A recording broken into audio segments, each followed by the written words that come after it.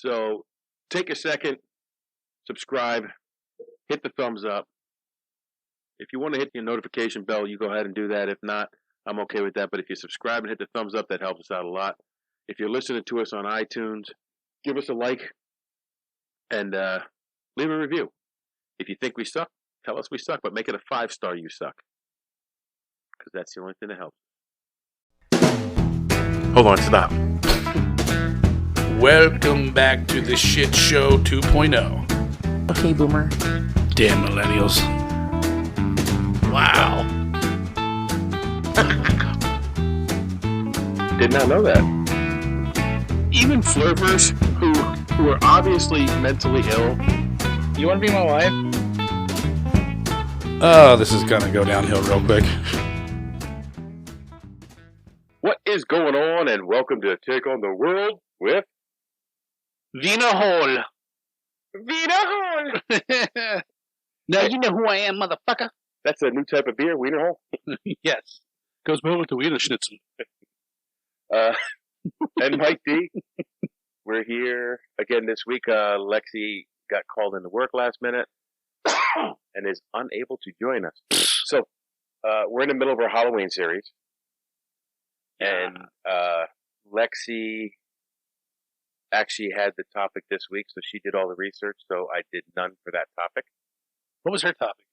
She's doing, I can't say, it's going to be a surprise to our viewers, because it'll be the last one of the series. So we added an extra, me and Wiener Hole put our heads together. Put our wieners together? No, we did not. When I was saying that, I'm thinking, I'm walking right into a door here. Me and John put our thoughts together. And we thought, what's another good horror movie villain that we could do the backstory of? And it kind of fits into the topic that you came up with that we're also going to do today, which will be released in... Yeah, and we did not plan that, by the way. It'll be the first week of November that one comes out. Actually, I think these both were my topics. Yes. Well, we put our thoughts together on the first one. Yeah. Because this was actually one of the ones that I was thinking about doing. I thought I was thinking last night, Self, did we already do this one? And I thought we had covered this in one of our other episodes. During the horror movie episode, which will be linked to this one because it was linked to the other one. But we spoke about it, but we didn't talk in depth about the backstory of the villain. And it's an interesting backstory. So, since it was mostly your idea, I'm going to let you kick it off with what the topic is. Ready? Candyman. Okay. So, as usual, I didn't just research the backstory. I wanted to research the movies, and in case anybody's not familiar with the franchise, there's a couple things that are going to surprise John on this. I hope so. I remember. When did this come out? 95? Is that what it says? Yes. No. There's a sequel in 95. 92 is the original. Okay, so 92, the original. I remember when this came out. So I would have been 2 years old. No, 10. So I remember watching this movie and it freaked me out. Like, legitimately, this is probably one of my... Hold it. You were 10 in 92? 9. So you were 10 years old when I started working at the jail? Yeah. Oh, my God. Actually, 9. I was 9 years old. Well, I started in 93. Okay, yeah, so I was born in 83. Oh, my God, dude. I was a little wiener hole. I was even a smaller wiener hole. And if you take notice, on the table here is an item. You guys, we'll give you a free sticker if you can point out what item doth I have retrieved because it was stolen from me. Okay, how about this? We'll give you a sticker. We'll give you a couple stickers. I'll just give you a sticker if you like the fucking episode. Yeah, if you make a comment below. A thumbs up, just something. You suck. You leave a comment below or email us at takeontheworld411@gmail.com and we'll send you a sticker. We can meet up somewhere and put our wieners together. No, we will not. Jesus. So you got to put a condom on. So, the Candyman franchise, as Johnny Jump Ahead already said, the original was released in 1992. It's a story of Helen Lyle. It's a Chicago grad student who's writing a thesis about local legends and myths. And she was doing some interviews with some freshmen at the school about, where they're from. Every college is from someplace else. And everybody was telling her the myths and legends from their area. Like if someone said, "What's a legend from like the Lehigh Valley area?" A lot of people would just say martial law. Martial law is a legend. Homeless people shit in the Schuylkill River. Yeah. Anyway, Helen was interviewing a freshman, telling a story about a babysitter who called on Candyman. Now, I don't know, will we get a strike if we played the music to this? Probably. I think the music is what I really like. You know what? And the one thing I skimmed over on the research and didn't really look at was the soundtrack stuff. Okay. So I'll pull I'll cheat and I'll pull a wiki up, and we can look at the soundtrack music for Candyman, because I think I still have the wiki page up. It's playing in my head right now. Even though I don't rely on wiki for my information. I'm scared. So it's a movie franchise based on a short story written by Clive Barker, another name from our horror movie episode, because I love Clive Barker. The story was called The Forbidden, and it was from the collection of books, the collection Books of Blood. So the 1992 original was directed by Bernard Rose. But like a lot of horror movies of the 90s, it didn't get its due in the box office. I think they paid like $9 million to make this movie, and they only raked in about $25 million. If anybody goes back to our Hollywood Sucks episode, we explain how much money you have to pull in from a movie before it's actually lucrative. And if, when you say you made $25 million, you only put out $9 million. Well, that was just $9 million to make it. There's marketing fees and all that other stuff. So, like, they didn't make a whole lot of money off this movie in the box, but it became a cult classic like many movies from this era. I was actually going to watch it last night, but I didn't have time. Is it on Tubi? Yeah. Oh, maybe we check it out then. Yeah. So the sequel was A Farewell to Flesh, and that was in 1995. That's what I said to my penis when I got divorced. And in 1999, Candyman: Day of the Dead was released, and this year there was in August they released the Candyman, which was a direct sequel to the first movie. But so they made a direct sequel. I'm wondering if they skipped over the other two movies like they didn't exist. Now, I've seen all these, but I'll tell you, I probably saw them in 95 and 99. It's been a minute since I watched Candyman. I haven't. I've seen the original since, like a couple times, but I don't think I've seen these. And I think theatrical release. I'm sure you'll mention the actor's name, but the dude who played Candyman. I don't. Man, what a fucking fantastic job. He was creepy in that movie. Yeah, he was creepy. And, oh, shit. I've seen him in a bunch of other things. Yeah. He's usually like that. Oh. I can see him. He's in that, some kind of like military BDUs or something like that. Major Payne? Bad guy. No, it was not Major Payne. Anyways, I digress. So, the newest film it took place in the same neighborhood as the original film. I just figured it out. It was The Rock. He's one of the bad guys who's on the Marines, and they kill the Navy SEALs. He wants to launch the rocket. Let them know we're not fucking around, General. I think that's the same guy. Anywho. If you were a Roman soldier, do you know what your name would be?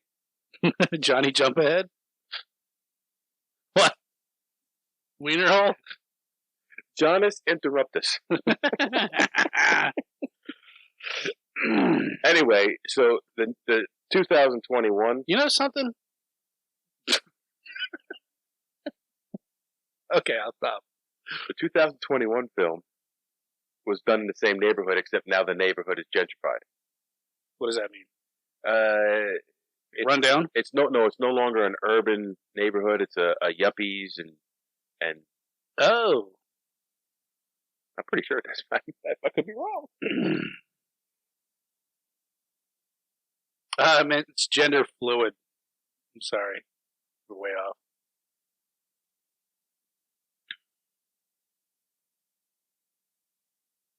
Yeah, it's more affluent than it was.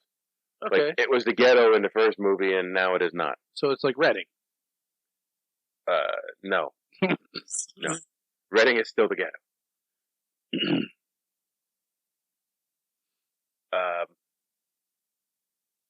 Where am I at? Okay. I don't think you went that far. Yeah, gentrified. All right. Bernard Rhodes originally wanted the first sequel, Candyman 2, to be a prequel showing Candyman and Helen, a Helen lookalike, falling in love. Which goes back to the origin story, which we'll get to. But the idea was turned down because the studio was worried about how fully fledged interracial romance would be received in, I guess, 95. I never, I don't know. I grew up in that time, and that was never a big deal for me, but I grew up in and around, like, I grew up in the country, but my grandparents lived in the city. I was always in the city. Like, you saw that stuff all the time, and it doesn't, I don't know, it doesn't faze me. Yeah, it is what it is. Like, I mean, you had Like, it's love who you love. I don't give a shit. Fucking handful of movies that had interracial romance. Like, And his backstory is White Man Can't Jump. His backstory is an interracial romance. Right. I don't know. Anyway, but that's why they wanted to show the Helen lookalike as Politics. so. There was a slasher crossover film, Freddy vs. Jason. It also inspired Miramax to want to create Candyman versus Hellraiser. No. I don't know about that one. Which we just did Hellraiser. That's up. We should link that below too. Clive Barker, who was the originator of both franchises, said, "Nah, that's not a good idea." And there was also a crossover talked about with Leprechaun, which would have been freaking horrible. Yeah. So I thought that little leprechaun was a little creepy. Yeah, he was. The legend of Candyman in the franchise is you look into a mirror, you chant the name Candyman 5 times, he'll appear behind you and kill you with the bloody hook he has for a hand. So now we'll be getting into Candyman's actual backstory. And because of the premise of the movie, I went to another real-life urban legend and did some background on that. And we're also going to touch on that at the end. Comment below if you think you can figure it out before we get there. So where's Candyman come from? I typed this really fast. So he was a real man. A slave named Daniel. What? Robitalia? Why are you thinking about genitalia? Rob. In French, it's pronounced one way. In English, it's pronounced another. Robitel. Okay. Robitel. Robitussin? Robitussin. Daniel Robitussin, go ahead. Working on a plantation in New Orleans, he was a talented painter and was forced by the plantation owner to paint a portrait of his daughter. His daughter was Carol Sullivan. And Daniel fell in love. Wow, wow. And apparently Caroline and Daniel fathered a child, Isabel Sullivan. When the racist plantation owner discovered the relationship, he raised an angry mob and chased Daniel out of town, armed with pitchforks and a pack of dogs. So, if I remember correctly, in a flashback in the movie, they show him running across fields and streams and being chased by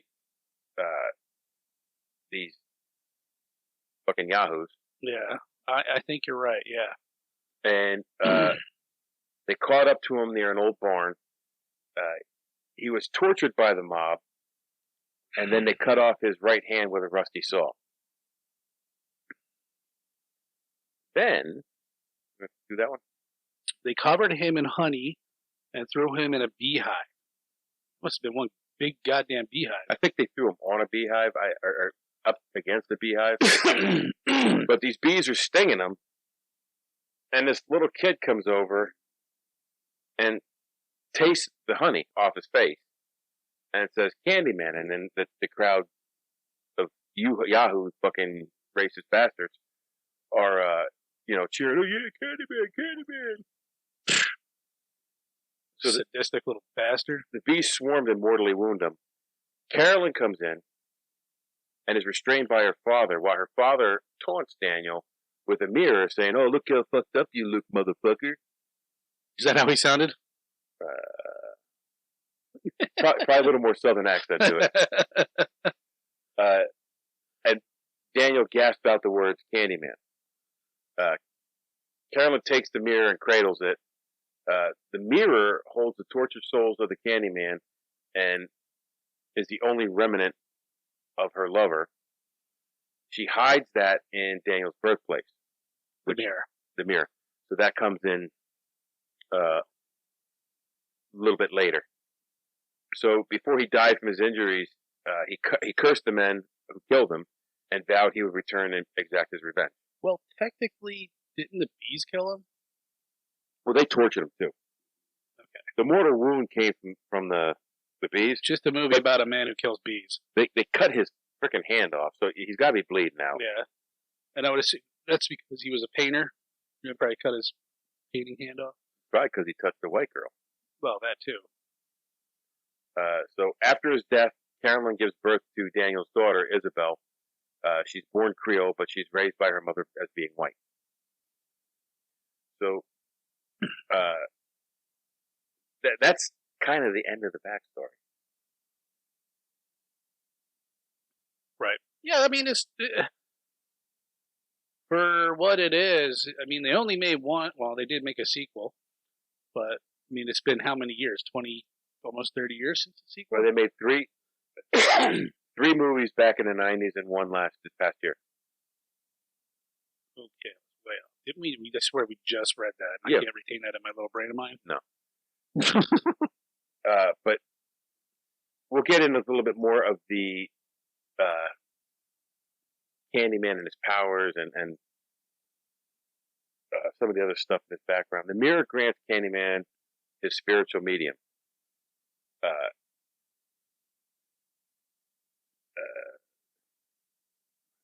Hell.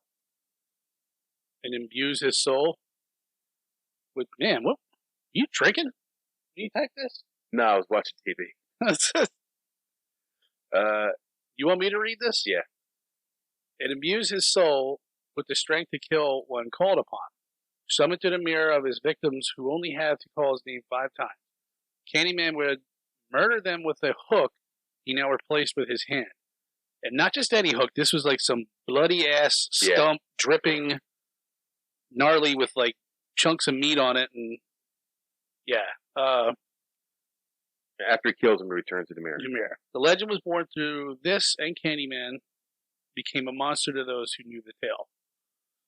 It is said his spirit would never rest, and now his ghost walks the world for all eternity, appearing when his name is called 5 times. Okay, so Candyman has powers granted to him by whatever.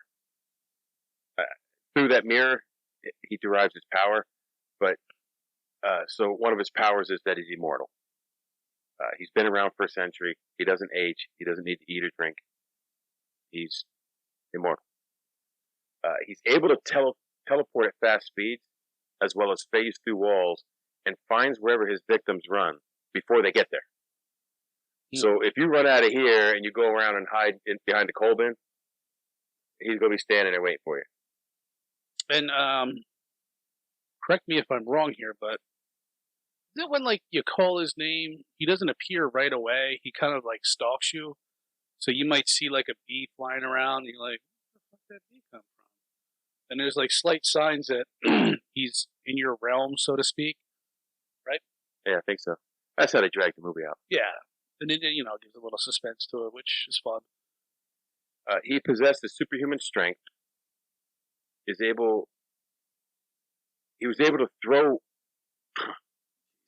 He was able to go through walls with very little effort, and has also shown regenerative abilities. Yes. Oh my God. And I had to ad lib that whole entire sentence Yes, because that's not what it said. This is. I was typing this early this morning. He has the power of a massive army of bees that live within his very being. So the bees come out of him. I feel like us reading this and laughing all the time, for somebody who's never seen the movie, you might think this is kind of comical. But I don't know. When I was 9 and I watched this, I was fucking terrified. And so He has shown telekinetic abilities.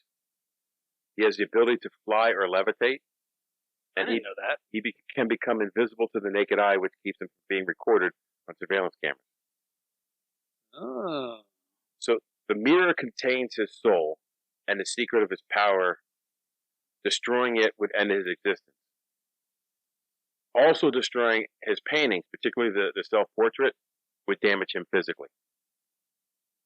So he has weaknesses.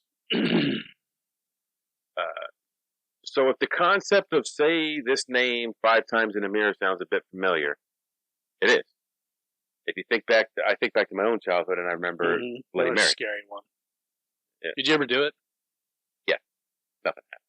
No, so I don't believe it. But did you know that Bloody Mary was based in reality? Didn't you have to turn around 3 times and say it in the mirror? Well, the way it happens has changed over the years.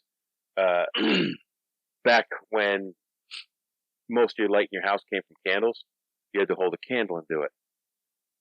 But when I was a kid, it was a flashlight. Right. Yeah, I think that's what it was. I think I used a lighter. It used to be you could do it in any room, a small room with a mirror. Smoking a Marlboro. But when I was a kid, you had to do it in the bathroom with a mirror. Yeah, so it was always the bathroom. So, if you're out there and you're listening to this, and you say, "Who is Bloody Mary?" I'd be shocked if someone didn't know who Bloody Mary was. And it's not that drink you get on a Sunday when you're hungover. No. And if you don't know, you probably get sucked into this legend, and which says you need to hold a lit candle in a darkened room with a mirror. And this says any darkened room will do, although it's usually a bathroom. Johnny Jump Ahead got us there. And say, Bloody Mary, Bloody Mary, Bloody Mary into that mirror. And you will be greeted with a rather startling image of Mary's reflection in the mirror behind you. So it's evolved over time, and she doesn't just show up in some versions of this. Some retellings of the stories offer different versions of the tale, which with some imaging Bloody Mary quite literally dripping with blood as she appears behind you. Others say others tell of her dragging you away if you turn around and look at her, as well as others that say you get violently murdered and blood pouring from the taps of the sink. The question becomes, who is Bloody Mary, and was she real? And so this is where this research took an interesting turn, because I never really looked up the Bloody Mary thing and to see if there was any base in reality. Mm-hmm. And now, as we go through this story, you will see that there are things in it that are flights of fancy, but the basic premise of the story is supposedly true. So some people believe the legend is based on the story of a witch, Mary Worth. It's thought that Mary Worth was a witch simply because she lived in the woods, kept to herself. She was in a small cabin, and she was known for selling herbal remedies and things like that.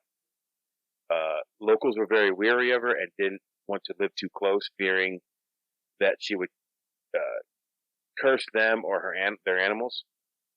Some people who actually bought herbs and stuff from her were shunned because she was Wicca.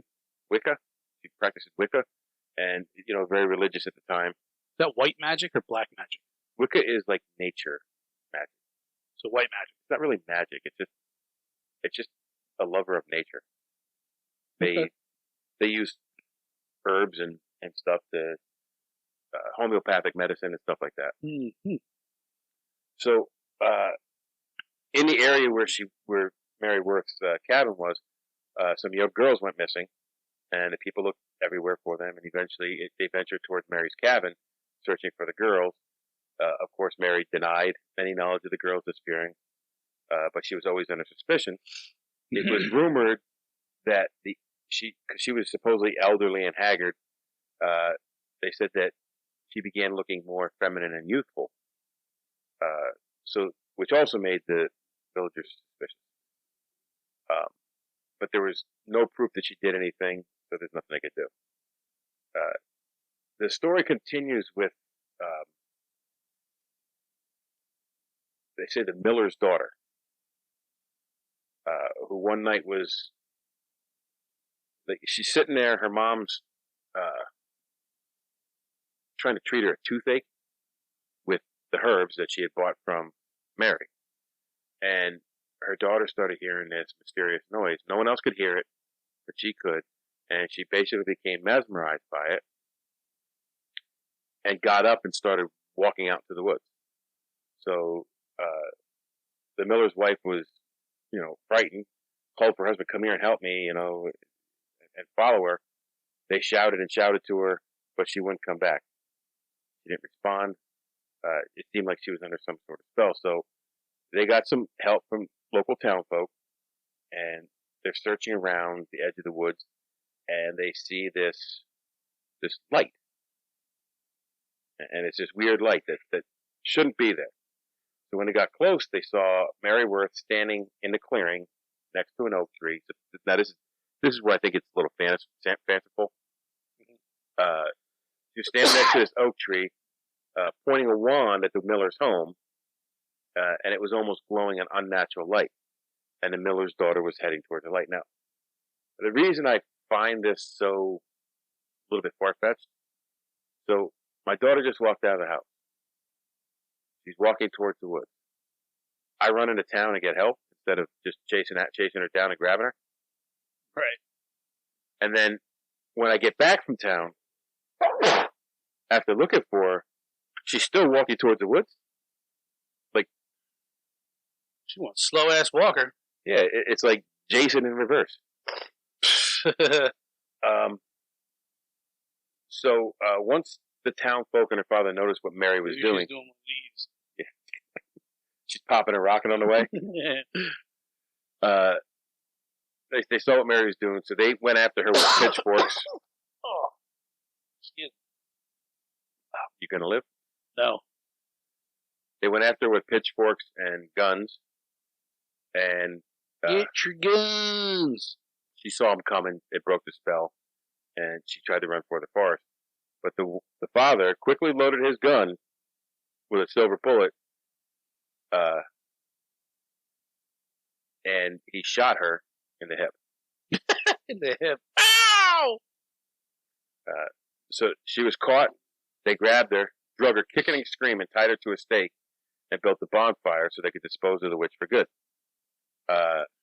As she was burning, she cursed the villagers, telling them if they ever uttered her name in a mirror, her spirit would return and exact her revenge. So, I believe they went after this lady, thought she was a witch. I don't believe they saw any of the shit they said they saw. Yeah. I believe that they burned her at the stake because that was not an uncommon thing for someone they thought was a witch. And then they went and they searched her property, and they found rows and rows of unmarked graves. Huh. And they believed that she was using their blood to make herself youthful. Useful. You're struggling with these words dude, today. I'm tired. I don't know why. So the legend doesn't quite end there. The most common version of the legend states that if you chant her name 3 times in a mirror, you'll summon Bloody Mary, ghost. And unfortunately, you will have to. Unfortunately for you, she will take your soul for her own. Oh my God, bro! Yeah, that's the word. The Just like she was taken by the villagers and burned at the stake. You will also be trapped in a mirror for eternity. Huh. So, what do you think? Bloody Mary real? Were there parts of the story that are real? I think there's parts of it that may have been a So now you said you've done this. yes when I was a kid, and I was terrified when I did it too. And I have too. I did it on a dare, and then I laughed at everybody for being idiots and believing in ghosts. I believe I did it in the bathroom. I had a I'm lighter. sure you did. I think I had a lighter, and I believe you had to turn around 3 times. Yeah, because that would make sense if you look. I think you had to have another mirror or something. You look in that mirror, and I don't fucking know. Bloody Mary, you stupid bitch! Oh, go fuck yourself. So there are several different iterations where if you say something 3 times, 4 times, 5 times, something evil happens, such as Beetlejuice. Mm-hmm. That didn't have to be in a mirror. You said Beetlejuice 3 times, and he appeared. Now I said it twice. I won't say it a 3rd time because that dude was creepy. Little I love pervy. that movie. Yeah, it was. That was a funny movie. It was just on the other day. Hey, nice fucking model.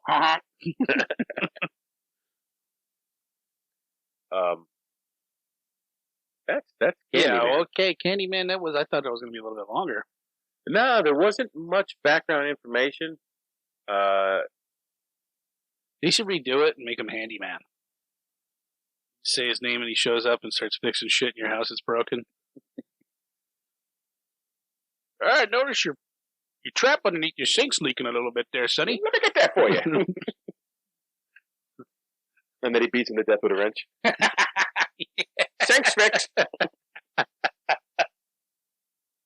Oh, that's fucking awesome. So, when this is something we forgot to talk about in our elk hunting episode. Now, only if we could just say fucking bull elk 3 times. And a bull elk appears. Or fucking appears right in front of you, you could shoot it. I wanted to wait to talk about this till Lexi was here because I wanted her take on it. But I had my very first paranormal experience. Oh, no, you gotta wait. Don't tell us. Well, I've been teasing it for like a month now. You gotta wait till she's on. Okay, well, wait till she's on. So when we talk about that, if you've had a paranormal experience, I'm not going to make fun of you because I cannot explain what happened. If you've had a paranormal experience, email us at takeontheworld411@gmail.com and let us know about it. And You've ever been touched by an alien? No, paranormal, not alien. You've been touched by a ghost in your no spot. You've ever made a clay ball with a ghost naked? What are those things called? Spinning wheel. A spinning wheel? A throwing wheel. A throwing wheel. Or something like that. Anyway, so we will wait for Lexi for that. So she can make fun of me. Does she believe in that kind of shit? I believe she is a believer. I am absolutely a skeptic, 100%, although I cannot explain what happened. And it would have been easier to explain if we had been drinking, but we weren't. We were just flying all day. It's probably that Asian lady. You have a Facebook? What the fuck? So I added that extra part to the beginning.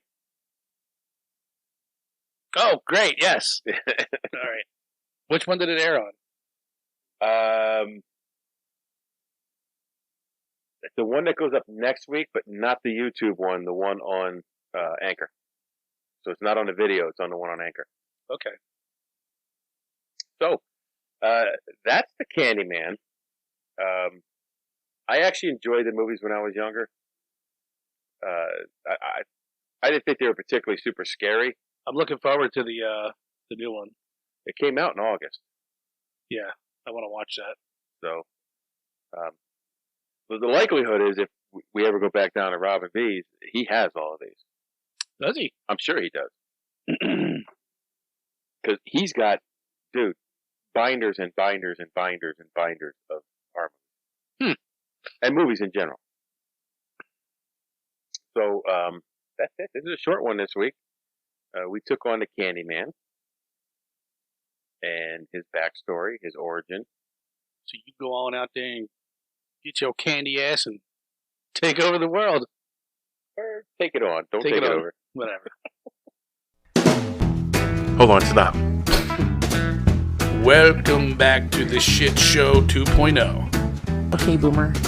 Damn millennials. Wow.